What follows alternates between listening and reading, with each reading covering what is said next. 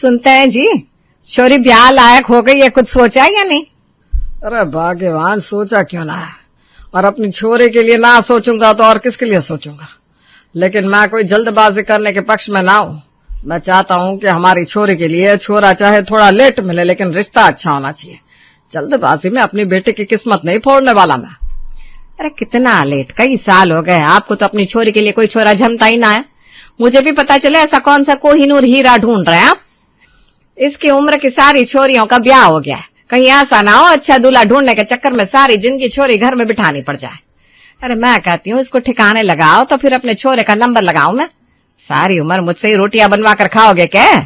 देखो जी, मैंने अब बहू की जरूरत है। अपनी बेटी ने तो अपने राजकुमारी बना रखा है, वो तो कोई काम करने को राजी ना है। आपकी बेटी से मैंने कोई उम्मीद ना है अब। अच्छा, अब अपनी पैदा करी बेटी से तुझे कोई उम्मीद ना है, और वो जो दूसरे घर से आएगी उस पर बड़ा भरोसा है तेरे को। वो तो जैसे आते ही तेरा सारा काम संभाल लेगी। देख भाग्यवान, ज्यादा ख्याली पुलाव मत पका, जमाना बदल गया है। आजकल की बिंदनी चूल्हा चौका करने के लिए ब्याह ना करती। क्या कहा आपने? चूल्हा चौका करने के लिए ब्याह नहीं करते? तो क्या यहाँ शीशे में सजा के रखने के लिए ब्याह के लाऊंगी उसे? देखो, जो छोरी ने खूब सर पर चढ़ा लिया आपने, और मेरी एक ना सुनी। अब इसका पराया घर जाकर जो होगा उसके जिम्मेदार आप हो, लेकिन मेरी बहू और मेरे बीच में बोलने की गलती ना करना। मैं देख लूंगी मुझे मेरी बहू से क्या और कैसे काम करवाना है। काम काम काम, तेरा दिमाग तो बस काम पर अटका रहता है। आंखें खोल कर देख, दुनिया कहां से कहां पहुंच गई। और बहू सिर्फ काम करने के लिए ना बनी है। बस इसीलिए अपनी छोरी का रिश्ता करने के खातिर तेरी सलाह ना चाहिए मुझे। जैसे राजकुमारी बनाकर पाला है ना मैंने अपनी छोरी को, मैं किसी राजकुमार के हाथ में दूंगा भी। चूल्हा चौका ना करेगी मेरी लाडो। आए बड़े लाडो वाले। मेरी तो सारी जिंदगी रसोई चूल्हे चौके में गुजर गई। मैं किसी की लाडो ना थी। मैंने आपके घर आकर घर परिवार ना संभाला। बीवी से तो इतनी सहानुभूति ना टपकी थी जितनी अपनी छोरी पर टपक रही है। ये था विक्रम का परिवार, जिसमें पत्नी नलिनी, बेटी राधिका और बेटा आकाश था। राधिका और आकाश दोनों की शादी की उम्र हो गई थी, लेकिन विक्रम बच्चों की शादी में कोई जल्दबाजी नहीं करना चाहता था। जैसा कि राजस्थान के आम छोटे शहरों में चलन था, पहले वो अपनी बेटी की शादी करना चाहते थे। बेटी को विदा करने के बाद ही बेटे आकाश के लिए दुल्हन लाने का उनका विचार था। लेकिन जिस तरह का रिश्ता वो ढूंढ रहे थे, वो उन्हें चाह कर भी मिल नहीं पा रहा था। एक दिन, विक्रम भाई साहब, वो जिंदल साहब को जानते हो ना, जो अमेरिका में जाकर बस गए थे? हाँ हाँ, उन्हें कौन नहीं जानता। हमारे इलाके के पहले रईस आदमी थे। हाँ, बस चाहे पैसा जितना भी कमा लिया हो, जड़े उनकी आज भी अपने गांव से जुड़ी हुई है। वापस आ रहे वो अपने बेटे के लिए कोई अच्छी लड़की ढूंढ रहे। मैंने सुना फिल्म के हीरो की तरह दिखता है उनका छोरा, पढ़ा लिखा है, बाप का बिजनेस संभालता है। तू भी तो कब से अपनी छोरी के लिए लड़का ढूंढ रहा है ना। मेरी समझ में तेरी राधिका से अच्छी लड़की उन्हें आसपास के इलाके में कोई मिलेगी ना। इससे पहले कि कोई और बात आगे बढ़ाए, तू ही बात चला ले। अगर ऐसी बात है तो ठीक है, मैं पता लगवाता हूँ लड़के के बारे में। जो हमारे हिसाब का होगा तो रिश्ता लेकर भी जरूर जाऊंगा। विक्रम ने आदित्य के बारे में सब पता करवा लिया था, इसलिए आदित्य का रिश्ता अपनी बेटी राधिका के लिए मांगने जिंदाल साहब की यहाँ पहुंच जाता है। तस्वीर में तो आपकी बेटी बहुत ही खूबसूरत लग रही है, पढ़ी लिखी भी है, और सही बताए तो लड़की में वो सारे गुण हैं जो हम अपने बेटे के लिए खोज रहे थे। लेकिन अभी आपको शायद आधी अधूरी बात पता है। हमारे खानदान का एक रिवाज है और उसी के कारण शादी में थोड़ी रुकावट भी आ रही है। मेरे पिताजी के अनुसार लड़की की शादी हम उसी घर में करेंगे जहां लड़की का शादी लायक एक भाई भी होगा, क्योंकि आदित्य के अलावा हमारी एक बेटी भी है जिसका नाम शालिनी है। इसलिए हम अपने बच्चों के लिए एक ऐसा परिवार ढूंढ रहे हैं जिसमें सिर्फ बहू ही नहीं, हमें दामाद भी मिल सके। और हाँ, शादी में देर बर्दाश्त है, लेकिन किसी भी तरह का समझौता हम नहीं करने वाले। जिंदाल साहब की बात सुनकर विक्रम थोड़ा परेशान हो गया। कुछ देर सोचने के बाद उसने अपनी बात आगे रखी। सही बताऊं तो शादी ब्याह के मामले में सोच मेरी भी बिल्कुल आप ही की तरह है। मैं भी अपने बच्चों की शादी में किसी तरह की जल्दबाजी या हड़बड़ी नहीं चाहता। मैं भी बस यही चाहता हूं कि रिश्ता चाहे थोड़ी देर से हो, लेकिन बच्चों को जीवन साथी अच्छा मिलना चाहिए। आखिर बच्चों के पूरे जीवन का सवाल जो है। लेकिन अभी जब आपने अपने खानदान की रस्म के बारे में बताया ना, तब मेरे दिमाग में आया कि बहू राधिका के अलावा मेरे घर में भी मेरा बेटा आकाश है। शादी की उम्र तो उसकी भी हो गई है, लेकिन ऐसा कभी मन में ख्याल नहीं आया था कि बेटा और बेटी की एक ही घर में शादी हो सकती है। इसलिए आपकी बात सुनकर कुछ देर के लिए मैं थोड़ा असहज हो गया था। मेरी बेटी की तरह ही बेटा भी बहुत काबिल और होनहार है। अब मैं अपने मुंह से क्या तारीफ करूं। आप ऐसा करिए, समय निकाल कर एक बार घर आकर बच्चों से मिल लीजिए। आप भी अपने बेटा और बेटी को साथ लाइएगा। बच्चे एक दूसरे से मिलेंगे और बच्चों के विचार आपस में मिलते हैं तो फिर हमें शादी से कोई एतराज नहीं होगा। 3 दिन बाद ही रविवार था। अमेरिका से लौटे जिंदाल साहब एक बड़ी सी गाड़ी में बैठकर अपने परिवार सहित विक्रम के घर पर दस्तक देते हैं। विक्रम भी शहर के नामचीन व्यापारियों में से एक था। बेशक वो एक छोटे शहर में रहता था, लेकिन मान सम्मान रुतबे में वो भी कहीं कम नहीं था। आकाश बेटा, तुम्हें इस बात से कोई ऐतराज तो नहीं है ना कि तुम्हारी बहन और तुम्हारी शादी एक ही परिवार में हो जाए? जी अंकल, वैसे तो मुझे इस बात से कोई ऐतराज नहीं है। मैं बस अपनी बहन और अपने लिए एक अच्छा जीवन साथी चाहता हूँ। मैं एक बार बस शालिनी से मिलना चाहूंगा। क्यों नहीं बेटा, हम भी चाहते हैं आप लोग मिलजुल कर बातचीत कर लो। आखिर जिंदगी तो आप चारों को ही बितानी है। वैसे आप पढ़े लिखे हैं तो आगे क्या सोचा है? अंकल, मेरा MBA के बाद कैंपस सिलेक्शन हुआ है। पुणे से जॉब ऑफर आया है। सोच रहा हूँ ज्वाइन कर लेता हूँ। बहुत अच्छा बेटा, बहुत अच्छा। ठीक है, आप लोग आपस में बात कर लो। शालिनी, आकाश, आदित्य और राधिका ने एक दूसरे को देखा, एक दूसरे से कुछ सवाल जवाब किए और फिर कुछ देर बाद आकर सबके साथ हॉल में बैठ गए। कोई जल्दी नहीं है विक्रम जी, आप बच्चों से पूछ कर आराम से फोन पर जवाब दे दीजिएगा। इधर राधिका और आकाश ने रिश्ते के लिए हाँ बोल दी थी और उधर शालिनी और आदित्य ने भी इस रिश्ते के लिए अपनी सहमति दी थी। ये क्या वादा किया आपने समधी जी से? मैंने कहा था ना अपने बेटे के लिए दुल्हन मैं खुद ढूंढ कर लाऊंगी। अरे वो शालिनी तो शादी से पहले ही आकाश के साथ पुणे जाने के सपने बुन रही है। अब क्या बेटे के साथ साथ बहू बेटा भी विदा करना पड़ेगा मुझे? देखिए, नहीं चाहिए मुझे ऐसे अमेरिका वाली विदेशी बहू। मुझे गांव की सीधी सादी लड़की चाहिए जो मेरे साथ इस घर में रहकर मेरी सेवा करे, इस घर को संभाले। फिर वही सब शुरू कर दिया तूने भाग्यवान। अगर घर की देखभाल करवानी है ना तो नौकर लगा लो। बच्चों की शादी उनकी पसंद और उनकी मर्जी के हिसाब से ही होगी। नलिनी की एक ना चली और जल्दी ही राधिका शादी करके अमेरिका चली गई और इधर शालिनी शादी के बाद ससुराल आ गई। मेरे तो सारे अरमान धरे रह गए। अब तो बस मेरी राधिका वहां खुश रहे, उसकी खातिर इस मेहमान बनी बहू को भी बर्दाश्त कर लूंगी मैं। कम से कम मेरी बेटी तो वहां सुख से रहेगी। विक्रम, मुझे लगता है कि माँ जी मेरी तुम्हारे साथ जाने से थोड़ी अपसेट है। एक काम करते हैं, आपको तो ज्वाइन करना है ना, आप चले जाओ। मैं कुछ महीने माँ जी के साथ यहीं रुकती हूँ। अभी नई नई शादी हुई है ना, उन्हें भी अच्छा नहीं लग रहा होगा कि ऐसे अचानक से घर सुना हो जाए। और फिर वैसे भी राधिका भी चली गई है तो। अगर तुम्हें माँ के पास रुकने में कोई ऐतराज नहीं है तो मुझे कोई परेशानी नहीं है। ठीक है, मैं 6 महीने बाद तुम्हें वहां बुला लूंगा। तब तक तुम यहाँ थोड़ा वक्त माँ के साथ बिता लो, उन्हें सच में बहुत अच्छा लगेगा। 2 महीने बीतने को आए थे, लेकिन एक चीज थी जो बार बार नलिनी की आंखों में खटक रही थी।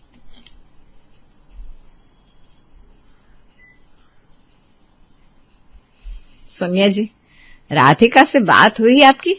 पता नहीं, जब भी फोन करो ये लड़की कुछ न कुछ बहाना बनाकर टाल देती है, अच्छे से बात नहीं करती। सब ठीक तो है ना वहां? अरे भाई, ठीक क्यों नहीं होगा? अब अमेरिका के और यहाँ के समय में भी अंतर है। जिस समय तुम फोन करती हो क्या पता वो उस समय वहां बिजी हो, और वैसे भी उसे कोई परेशानी होगी तो बताएगी। तुम बिना बात चिंता कर रही हो, सब ठीक है। यूं तो विक्रम ने नलिनी को समझा दिया था, लेकिन नलिनी का मन बार बार किसी खतरे की ओर इशारा कर रहा था। राधिका बेटा, वहां अमेरिका में सब सही है ना? आदित्य का काम कैसा चल रहा है? सब सही है पापा। आप लोग इतने सवाल जवाब क्यों करते हैं? माँ भी जब भी फोन करती बार बार यही सवाल पूछती रहती है। अरे नहीं नहीं बेटा, हम माँ बाप है तो थोड़ी चिंता तो हो जाती है ना। आप बताइए, शालिनी ठीक है ना? भैया और शालिनी के बीच में सब ठीक चल रहा है ना? शालिनी तो बहुत ही प्यारी बच्ची है, और वैसे भी जैसे तू हमारी बेटी है वैसे ही हमने तो उसे भी अपनी बेटी समझ लिया है। जैसे छोटी छोटी गलतियां तेरे माफ कर दिया करते थे, अब उसकी भी माफ कर देते हैं। बहू भी तो बेटी होती है ना। बात किस्मत वाली है शालिनी, सबकी किस्मत में ऐसा परिवार नहीं होता। अच्छा पापा, मैं रखती हूँ। कहने को तो राधिका ने कह दिया कि उसके ससुराल में सब ठीक चल रहा है, लेकिन न जाने क्यों मुझे भी ऐसा एहसास हुआ कि राधिका के साथ कुछ तो वहां ठीक नहीं है। शालिनी बेटा, मम्मी पापा से बात हुई? अमेरिका में सब ठीक है ना? क्या हुआ पापा जी, कुछ हुआ है क्या? नहीं बेटा, बस ऐसे ही जानना चाह रहा था कि राधिका के जीवन में सब सही है या नहीं। आप फोन कर लीजिए ना राधिका को। उससे तो बात होती रहती है बेटा, लेकिन बस वैसे ही मैं जानना चाह रहा था। खैर तुम्हारी बात हो तो पूछना उधर सब अच्छे से चल रहा है कि नहीं।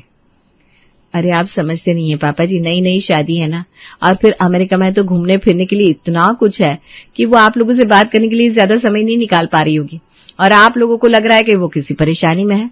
मेरा यकीन करिए ऐसे कुछ भी नहीं है। और भैया को तो वैसे भी घूमने फिरने का बहुत शौक है। समय बीत रहा था। राधिका के फोन भी अब पहले के मुकाबले काफी कम आते थे। एक दिन, माँ मैंने नौकरी शुरू कर दी है। यहाँ अमेरिका में आकर मुझे लगा कि पापा ने इतने अच्छे कॉलेज में मुझे इंजीनियरिंग कराई थी, सारी जिंदगी एनआरआई की बीवी बनकर क्यों बिताऊं। अच्छा ठीक है बेटा, और दामाद जी को कोई परेशानी नहीं है तो फिर हमारे लिए तो ये खुशी की बात है। शादी को लगभग 6 महीने पूरे होने वाले थे। शालिनी ने पुणे जाने की सारी तैयारी कर ली थी। पहली बार पति के साथ जाने के बारे में सोचकर ही वो बहुत खुश थी, लेकिन शालिनी नहीं जानती थी कि उसकी खुशियों को ग्रहण लगने वाला है। एक दिन, शालिनी, अरे शालिनी बहू, कहाँ हो पूरे दिन से? मैं अपने कमरे में पैकिंग कर रही थी, वो निकलना है ना अगले हफ्ते। वैसे अब चिल्ला क्यों रही थी माँ, कुछ हुआ है क्या? अच्छा, अब तो मुझसे सवाल जवाब कर रही है। सीधे साधे बनने का ढोंग मत कर बहू, ऐसा तो हो ही नहीं सकता कि तू यहाँ हमारे बीच में अनजान होने का नाटक करती रहे और तुझे पता ही ना हो कि तेरे मायके में हमारे बेटे के साथ वो लोग क्या सलूक कर रहे हैं। सुलूक मतलब? ऐसा क्या हो गया माँ जी, मुझे सच में नहीं पता। तेरे भाई और बाप ने मिलकर धोखा दिया है हमें। पहले तो अपनी बेटी मेरे सीधे साधे बेटे के गले में बांधी और हमारी भोली भाली लड़की को वहां अमेरिका में ले जाकर ये हाल किया है उन लोगों ने। तलाक तक की नौबत आ गई है। बेचारी मेरी बच्ची, क्या कुछ नहीं झेला होगा उसने। वहां पर ना कोई दोस्त है, ना रिश्तेदार, ना ही माँ बाप। वहां अकेले में न जाने क्या क्या टॉर्चर किया होगा उसे, और यहाँ हम उनकी बेटी को पलकों पर बिठाए हुए हैं। बस अब और महानता ना हो कि मुझसे आंख के बदले आंख, तभी मेरे कलेजे को ठंडक मिलेगी। आप ये क्या बोल रही हैं माँ जी, ऐसा नहीं हो सकता। मेरा भाई ऐसा कभी नहीं कर सकता। बहुत धुरंधर बन रहा था ना तेरा बाप, चालाकी दिखाकर हमें फंसाया। अब मैं उन्हें बताऊंगी कि धुरंधर किसे कहते हैं। खबरदार, जो आज के बाद तुमने अमेरिका फोन घुमाया, उसी दिन से तेरा आकाश के साथ रिश्ता खत्म, समझ गई? ये कैसी बात कर रही हैं माँ जी आप? अरे मुझे एक बार पता तो लगा लेने दीजिए कि आखिर वहां क्या हुआ है। ये सब जरूर कोई गलतफहमी है। कोई गलतफहमी नहीं है। मुझे तो शुरू से ही आभास हो गया था कि मेरी बेटी खुश नहीं है, लेकिन बेचारी मेरी बच्ची शायद सब कुछ बर्दाश्त करती रही, यही सोचकर कि आज नहीं तो कल सब ठीक हो जाएगा। उससे क्या पता था कि वहां अमेरिका में ले जाकर उसकी जिंदगी खराब करने का प्लान बना रखा है तेरे बाप ने और भाई ने। इतना कहकर नलिनी ने शालिनी का फोन छीन लिया। शाम तक आकाश भी घर पहुंच गया था। शालिनी कहीं नहीं जाएगी। जब मेरी बेटी वहां खून के आंसू रो रही है, उनकी बेटी को भी यहां स्वर्ग नहीं भोगने दूंगी मैं, जैसे को तैसा। तुझे पता भी है क्या किया इसके भाई ने? अरे तलाक दे रहा है राधिका को, और वो बेचारी अपना खर्चा उठाने के लिए वहां पर देश में नौकरी करके अपना समय बिता रही है। राधिका, ये सच है क्या? तुम्हारा और आदित्य का तलाक हो रहा है? हाँ भैया, आपने जो सुना वो सही है। मैं पहले से बहुत परेशान हूँ, प्लीज ज्यादा सवाल जवाब मत करिए। और हाँ, मेरी चिंता मत करिएगा आप। मुझे यहाँ नौकरी मिल गई है, मैं अपना देख लूंगी। अरे तुझे वहां रुकने की जरूरत क्या है? तू वापस घर आ जा, हम सब है ना तेरे पास। नहीं भैया, इंडिया में आकर सबका सामना करने की शक्ति नहीं है मेरे अंदर। अब जानते हैं लोग तरह तरह की बातें बनाएंगे, 100 सवाल पूछेंगे, मैं यही ठीक हूँ। बहुत महारानी बन ली तू इस घर की। अब अगर तुझे घर में रहना है ना तो वैसे ही करना होगा जैसे मैं कहूंगी। आज से घर का सारा काम, खाना, बर्तन, झाड़ू तू सब करेगी। और हाँ, आकाश के साथ पुणे जाने का ख्याल तो छोड़ ही दे। आज क्या कभी भी मैं तुझे अपने बेटे के पास वापस नहीं जाने दूंगी। भाऊजी, आप देखिए ना माँ जी, ये सब क्या बोल रही है। इस समय मेरी क्या गलती है? मुझे किस अपराध की सजा दे रहे हैं आप लोग? बस बेटा, इससे ज्यादा अच्छाई की उम्मीद मत करना मुझसे। राजकुमारी की तरह पाला था अपनी बेटी को मैंने। बहुत विश्वास से तेरे भाई के हाथ में उसका हाथ दिया था। मुझे नहीं पता था ये दिन दिखाएगा वो। अब जब हमारी बेटी के जीवन में कोई सुख नहीं है तो मैं भी उनकी बेटी के सुख के बारे में नहीं सोच पाऊंगा। तेरी सास जैसा रखती है वैसा ही रह। हर गुजरते दिन के साथ शालिनी का ससुराल में रहना दुभर होता जा रहा था। ये मानसिक यातना उसे पल पल मार रही थी, फिर भी आकाश के प्रति उसके सच्चे प्यार के लिए वो सब कुछ बर्दाश्त कर रही थी। आकाश बेटा, इस शालिनी की शक्ल जितनी बार देखती हूँ ना, उतनी बार मुझे उस आदित्य का धोखा याद आता है। ऐसा धोखा दिया उसने मेरी बेटी को कि वो अपने घर तक वापस नहीं लौटना चाहती। बस अब और नहीं, अब तुझे अपने भाई होने का फर्ज निभाना है। जैसे उसने तेरी बहन को तलाक का नोटिस दिया तो भी तलाक दे इस शालिनी को। जब उनकी लड़की पर बीतेगी तब उन्हें समझ में आएगा कि तकलीफ क्या होती है। हालांकि आकाश भी पत्नी शालिनी से बेहद प्यार करता था, लेकिन इस समय ऐसे सामाजिक बंधन में बंधा हुआ था कि माँ बाप की आज्ञा मानकर बेमन से ही तलाक के लिए हाँ बोल देता है। राधिका बेटा, आज तुझे एक बहुत बड़ी खबर सुनाने के लिए फोन किया है। आकाश ने तय किया है कि वो शालिनी को तलाक देगा। अगर हमारी बेटी का घर नहीं बसा तो हम भी उनकी बेटी का घर नहीं बसने देंगे। बस बात खत्म। माँ, मैं इंडिया आ रही हूँ, घर आकर बात करते हैं। भाई से कहना मेरा इंतजार करे, कोई जल्दबाजी नहीं। 1 सप्ताह में राधिका इंडिया लौट आई। मुझे माफ कर देना शालिनी, मुझे नहीं पता था मेरे जीवन में इस उथल पुथल का इतना बुरा असर तुम्हारी जिंदगी पर पड़ेगा। आकाश, तुम तो पढ़े लिखे हो, मुझे पूरा यकीन था तुम कभी किसी लड़की के साथ ऐसा नहीं कर सकते। तुम तो प्यार करती हो ना शालिनी से? हाँ, मैं करता था, लेकिन अगर आदित्य अपने 7 वचनों को भूल सकता है तो मैं भी भूल सकता हूँ। मेरी बहन का जीवन तबाह किया उसने। जरूर किसी गोरी का चक्कर होगा। तो सच बता, क्या किया उसने? मैंने कब कहा कि आदित्य मुझे तलाक देना चाहता है? हम दोनों का तलाक जरूर हो रहा है, लेकिन उसने मुझ पर अपनी मर्जी नहीं थोपी। पहले ही दिन से हम दोनों के विचार नहीं मिले। हम एक दूसरे के लिए बने ही नहीं है माँ। हमारा तलाक हो रहा है, लेकिन हम आपसी सहमति से तलाक ले रहे हैं। मैंने ही आदित्य से कहा कि तलाक देकर मैं तुम्हें आजाद करना चाहती हूँ, ताकि वो अपनी जिंदगी में आगे बढ़ सके और मुझे भी इस झूठे रिश्ते से छुटकारा मिले। मैं जानती थी आप लोग ये सब नहीं समझ पाएंगे, इसीलिए आप लोगों के सामने ये सब बताने से कतरा रही थी। लेकिन जब मुझे एहसास हुआ कि मेरे कारण शालिनी और आकाश की शादी पर आंच आ रही है, तो मुझे सामने आना पड़ा। भगवान के लिए मत करो ये पाप। हरे भरे पेड़ को गिराना पाप होता है माँ, लेकिन सूखे पेड़ को काटना कोई अपराध नहीं। मुझे माफ कर दो शालिनी।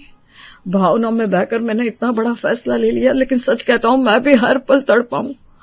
और तुम्हारे साथ इतना सब कुछ हुआ, तुमने इतना सब कुछ चुपचाप सा। चाहती तो मुझे छोड़कर कब का जा सकती थी। मैं जानती थी आप जो कुछ कर रहे हैं सिर्फ भावनाओं में बहकर कर रहे हैं। मन से तो आप मुझे बहुत चाहते हैं, और इस प्यार के लिए ही मैंने सब कुछ बर्दाश्त किया।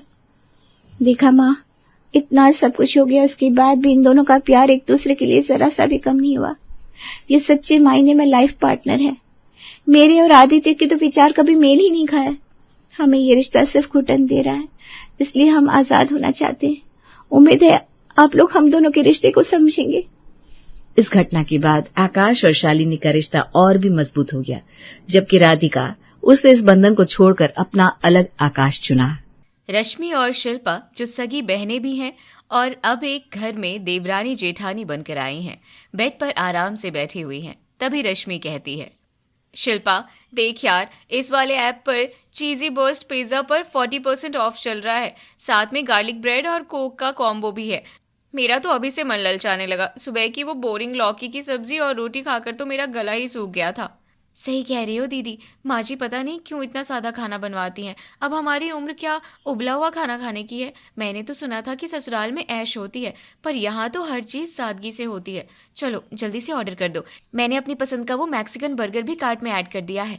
रुक, मैं पेमेंट कर देती हूँ, बस 20 मिनट दिखा रहा है। जैसे ही डिलीवरी बॉय आए तो चुपके से नीचे जाकर ले आना। माँ जी हॉल में सो रही होंगी, उन्हें पता नहीं चलना चाहिए, वरना फिर से वही पुराना राग शुरू कर देंगी कि पैसे बचाओ, बाहर का मत खाओ। करीब 20 मिनट बीतते हैं, नीचे डोरबेल की आवाज सुनाई देती है। शिल्पा बिल्ली के पैरों की तरह दबे पांव नीचे जाती है और कुछ ही देर में 2 बड़े बड़े पार्सल और कोल्ड ड्रिंक की बोतलें लेकर वापस कमरे में चली जाती है। दोनों पिज्जा का बॉक्स खोलती है और आपस में बातें करते हुए पिज्जा खाने लगती है। दीदी ये पिज्जा कितना यमी है। घर के खाने में तो वो बात कहा। सोचो अगर हम रोज ऐसा ही खाना खाएं तो जिंदगी कितनी हसीन हो जाएगी। वही तो, और पैसे किस लिए होते हैं? खर्च करने के लिए ही तो होते हैं ना। हमारे पति कमाते हैं तो हमारा हक है कि हम अपनी पसंद का खाएं। तभी अचानक कमरे का दरवाजा खुलता है, सामने वेदिका खड़ी है।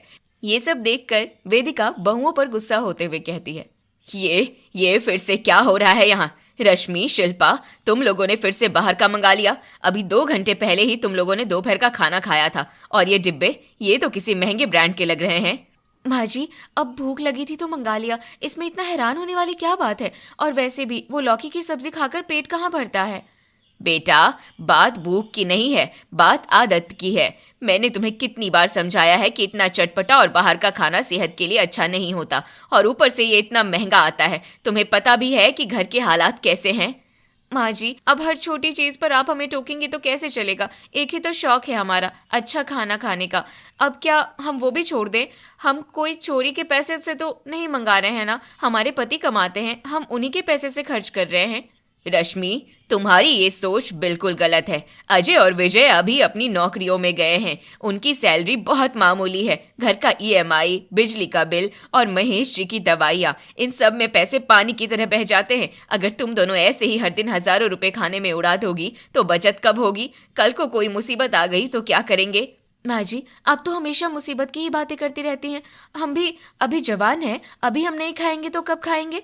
तुम दोनों को समझाना ही बेकार है। मुझे लगा था कि तुम दोनों समझदार हो, घर की जिम्मेदारी समझोगी, पर तुम तो बस अपनी जबान के स्वाद के पीछे भाग रही हो। वेदिका वहां से दुखी मन लेकर हॉल में चली जाती है और हॉल में बैठती है। उसे परेशान देखकर महेश कहता है, क्या हुआ वेदिका, चेहरा इतना उतरा हुआ क्यों है? फिर बहुओं ने कुछ कहा सुनी कर दी क्या?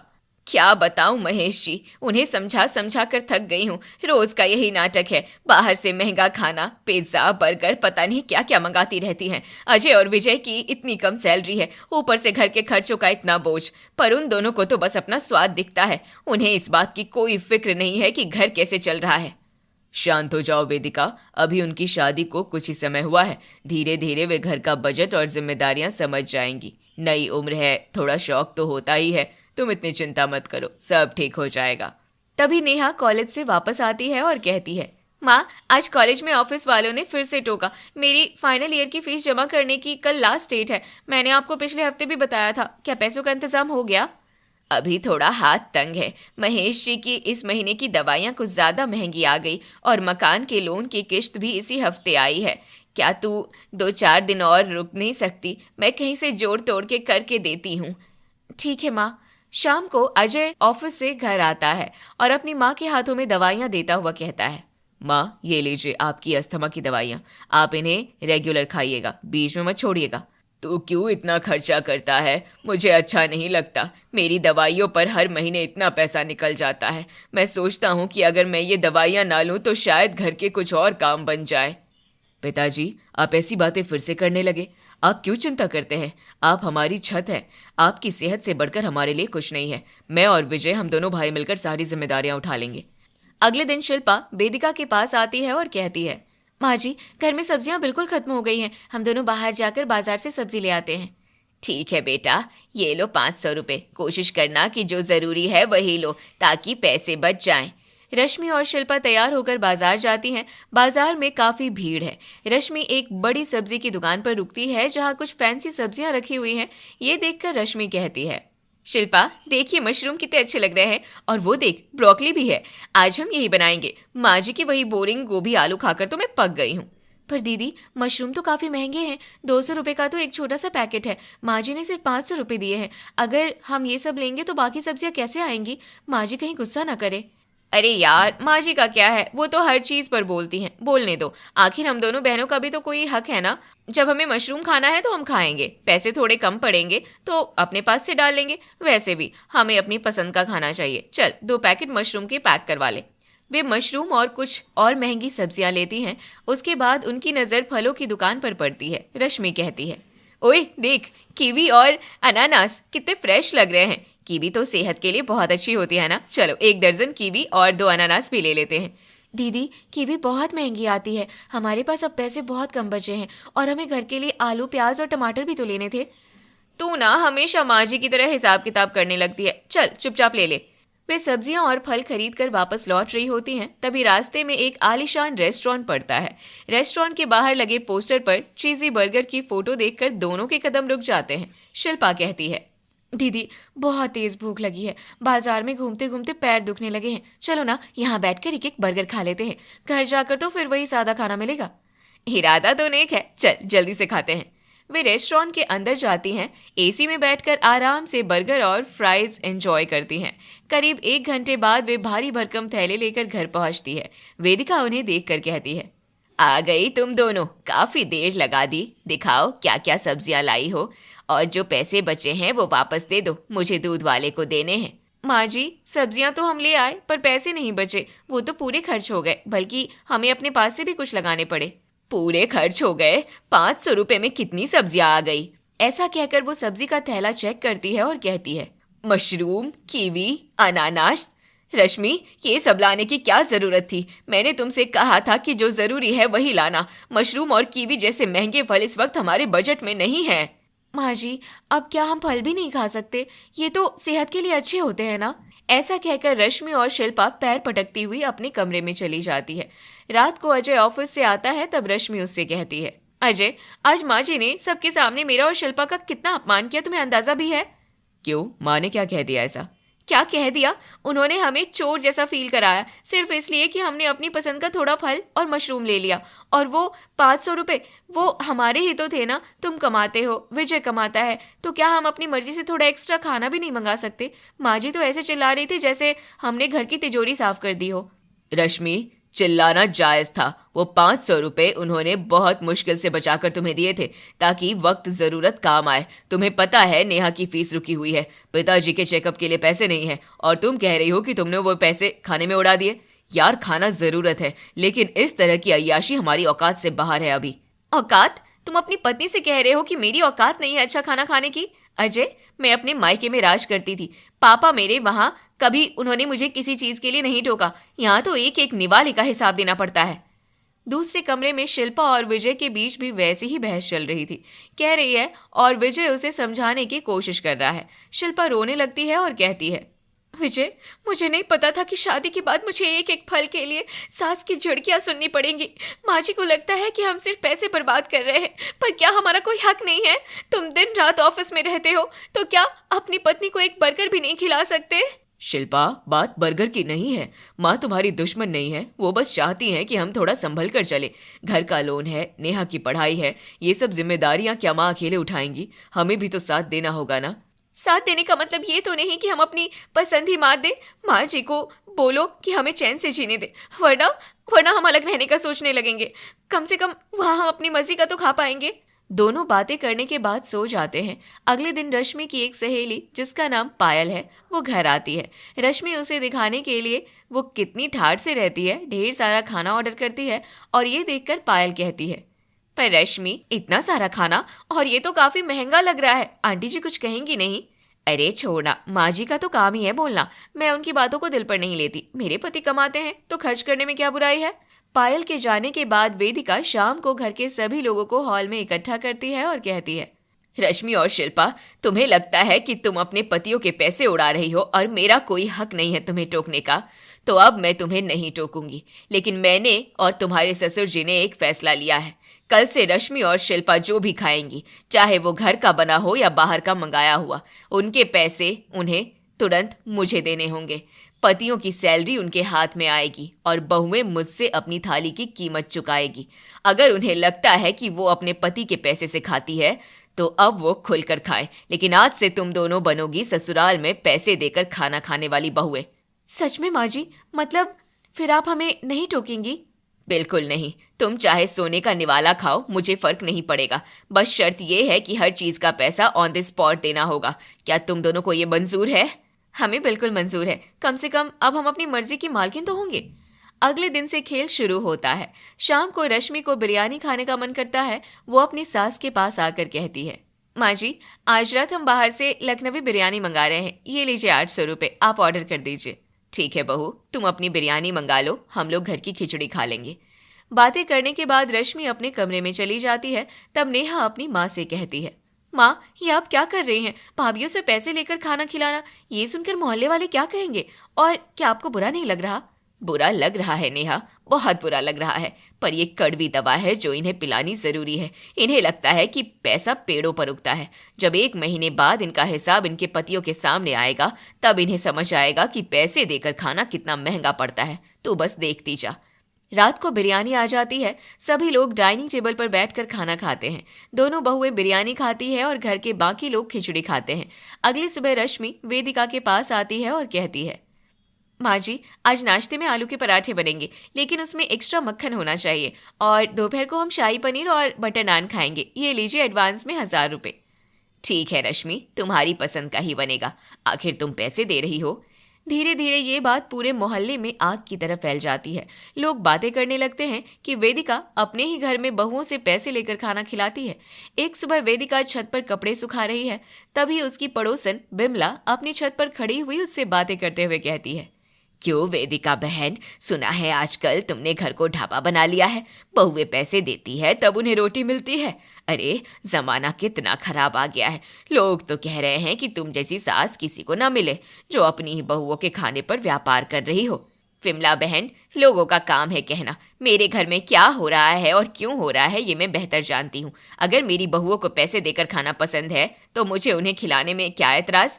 ऐसा कह के वेदिका सीढ़ियों से नीचे आ जाती है। अगले दिन दोनों बहुएं सब्जी लेने के लिए बाजार जाती है। तब कुछ औरतें बातें करते हुए कहती है, देखो ये वही दोनों बहुएं हैं ना, कितनी सुंदर और सीधी हैं। बेचारी ऐसी लालची सास मिली है इन्हें कि खाने के भी पैसे मांगती है। सुना है पानी पीने का भी रेट फिक्स कर रखा है वेदिका ने। ये सारी बातें सुनकर रश्मि शिल्पा से कहती है, सुना तूने शिल्पा, लोग माँ जी को कितना बुरा कह रहे हैं, पर हमें क्या, हमें तो अपनी पसंद का खाना मिल रहा है और अजय भी अब मुझे नहीं टोकता क्योंकि मैं माँ जी को पैसे दे देती हूँ। सही कहा दीदी, माँ जी को अपनी बदनामी का डर नहीं है तो हम क्यों डरे। उसके बाद वो दोनों सब्जियां खरीदती हैं और घर आ जाती हैं। ऐसे ही समय बीत रहा था और दोनों बहुएं अपने ही ससुराल में पैसे देकर सुबह और शाम का खाना खा रही थी। धीरे धीरे 1 महीने बीत जाते हैं और महीने का आखिरी दिन आता है। शाम को सभी लोग हॉल में बैठते हैं। तब वेदिका सभी से कहती है, तो आज महीना पूरा हो गया है। रश्मि, शिल्पा, तुम दोनों ने पूरे महीने पे एंड ईट सिस्टम में हिस्सा लिया। अब वक्त है फाइनल हिसाब का। हाँ माँ जी, बिल्कुल करिए हिसाब। हमने तो हर चीज के पैसे दिए हैं तो हमें कोई डर नहीं है।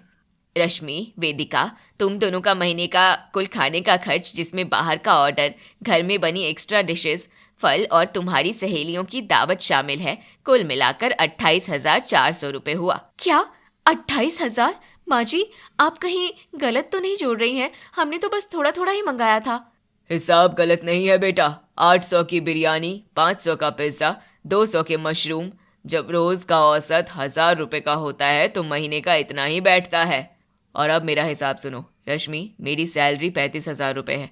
उसमें से 15,000 घर के खर्च और माँ को जाते हैं। बाकी बचे 20,000 में से तुमने 14,000 अकेले अपने खाने पर उड़ा दिए। अब मेरे पास सिर्फ 6,000 रुपये बचे हैं। रश्मि, मकान के लोन की किश्त 12,000 रुपये है। अब मैं वो 6,000 रुपये कहाँ से लाऊंगा? क्या मैं बैंक वालों को तुम्हारी बिरयानी खिला दूं? और मेरा हाल देखो शिल्पा, मैंने ऑफिस जाने के लिए जो नई बाइक ली थी उसकी EMI कल जानी है। तुमने और रश्मि ने मिलकर 12,000 के चक्कर में और रेस्टोरेंट के चक्कर में 14,000 यहाँ भी खर्च करवा दिए। मेरे पास पेट्रोल डलवाने के भी पैसे नहीं बचे हैं। क्या मैं पैदल ऑफिस जाऊं? पर हमें लगा कि हम तो बस अपना हिस्सा खा रहे हैं। और मेरी फीस का क्या भाभीओ? माँ ने कहा था कि इस महीने फीस भर देंगे, लेकिन अब तो घर का बैलेंस ही माइनस में चला गया है। कॉलेज वाले मेरा नाम काट देंगे। अजय, मुझे अंदाजा नहीं था कि इतना खर्चा हो जाएगा। मुझे लगा हमारे पास बहुत पैसे हैं। पैसे तब होते हैं जब सब मिलकर बचाते हैं। माँ तुम्हें रोकती थी ताकि आज ये दिन ना देखना पड़े, पर तुम्हें तो लगा कि माँ तुम्हारी दुश्मन है। रश्मि, शिल्पा, तुम दोनों अक्सर कहती थी ना कि तुम्हें अलग होना है। अपने पति के पैसे पर तुम्हारा हक है। लो, देख लो अपना हक। अब जब पैसे खत्म हो गए हैं तो क्या तुम अलग रहकर घर का किराया और बिजली का बिल भर पाओगी? रश्मि और शिल्पा की गर्दन शर्म से झुक जाती है। उनकी आंखों से आंसू गिरने लगते हैं। रश्मि कहती है, माँ जी, हमें माफ कर दीजिए। हमें सच में समझ नहीं आया कि हम क्या कर रहे थे। हमें लगा कि हम अपनी लाइफ एंजॉय कर रहे हैं, पर हम तो अपनों का ही हक मार रहे थे। हाँ माँ जी, हमें आज पता चला कि पैसे देकर खाना कितना मुश्किल है। हमें अलग नहीं होना, हम बहुत बड़ी गुनहगार हैं। तभी वेदिका उठती है और अलमारी की तरफ जाती है। वो एक छोटी सी गुल्लक और कुछ लिफाफे लेकर आती है। वो उन्हें मेज पर रख देती है और कहती है, ये लो अजय, ये 28,400 रुपये हैं जो इन दोनों ने मुझे दिए थे। मैंने इनमें से 1 रुपया भी खर्च नहीं किया। ये रही तुम्हारी बाइक की किश्त और ये रहे मकान के लोन के पैसे। और नेहा, ये तेरी फीस का लिफाफा। माँ जी, ये पैसे आपने बचा कर रखे थे? हाँ बेटा, ये काफी दिनों से बचाई हुई मेरी पूंजी है जो आज काम आएगी। माँ जी, आज आपने हमारी आंखें खोल दी। अब से इस घर में वही बनेगा जो आप चाहेंगी। हम वादा करते हैं कि हम एक एक पैसे की कीमत समझेंगे। और इस तरह दोनों बहू को अब पैसे की कीमत का एहसास हो जाता है और उनके जीवन में सब कुछ ठीक हो जाता है।